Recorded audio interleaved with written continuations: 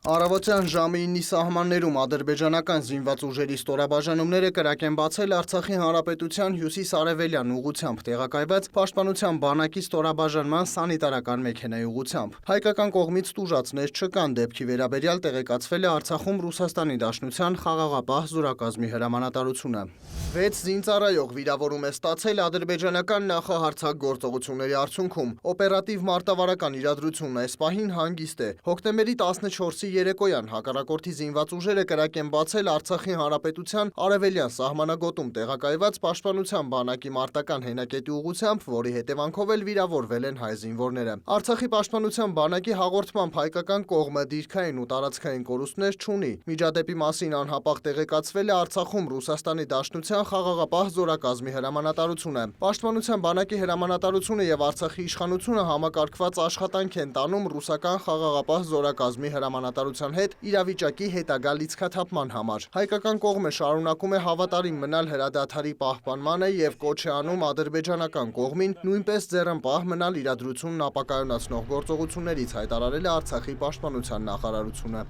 Արցախի արտաքին գործերի նախարար Դավիթ Բաբայանն էլ հայտնել է, որ խաղաղապահները դեպքի վայր են եկել։ Խուճապի համար որևէ պատճառ չկա, նշել է Բաբայանը եւ բացառել լայնածավալ պատերազմի հնարավորությունը, միջադեպը որակելով ադրբեջանական սադրանք։ Արցախի քաղաքական արտաքին գերատեսչության ղեկավարը եւս մեկ դիտարկում է արել։ Ադրբեջանի նման գործողություններն ուղղված են ոչ միայն հայության, այլև Ռուսաստանի դեմ։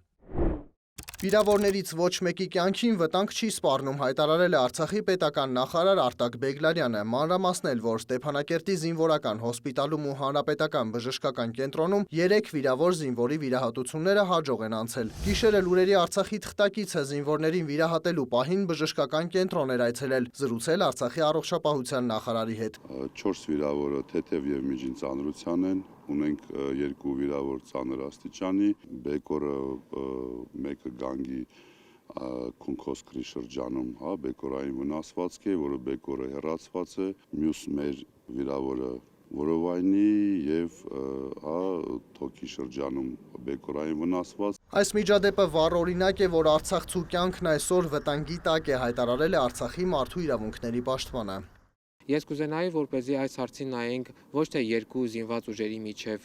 որևէ գործողություն, այլ նայենք այն տեսանկյունից, որ Նորշեն համայնքի մոտակայքում տեղակայված հայկական դիրքերը պաշտպանում են Նորշենի խաղաղ բնակչության կյանքը։ Այսինքն դիրքերն այնքան մոտիկ են տեղակայված խաղաղ բնակչությանը, մոտ 500 մետրի մասին է խոսքը, որ մեր դիրքերը ուղղակի իրենց վրա են վերցնում խաղաղ բնակչության կյանքին սպառնացող վտանգը։ Եվ այս տեսանկյունից պետք է վերցնել, որ սա ոչ թե երկու կոմբատանտ զորքերի միջև որևէ բախում է կամ որևէ միջադեպ է,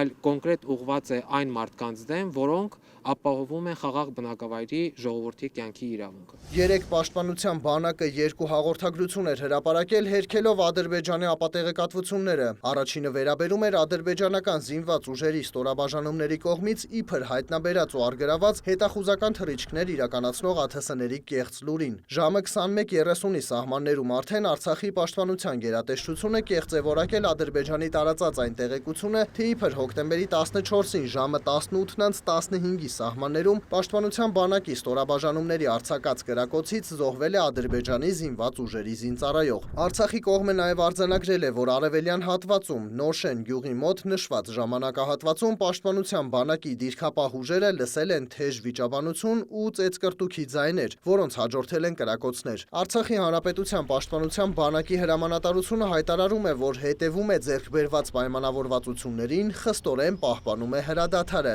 եւ ակնկալում անաչառ հետաքննություն։ Մուշեղ Իսախանյան, լուրեր։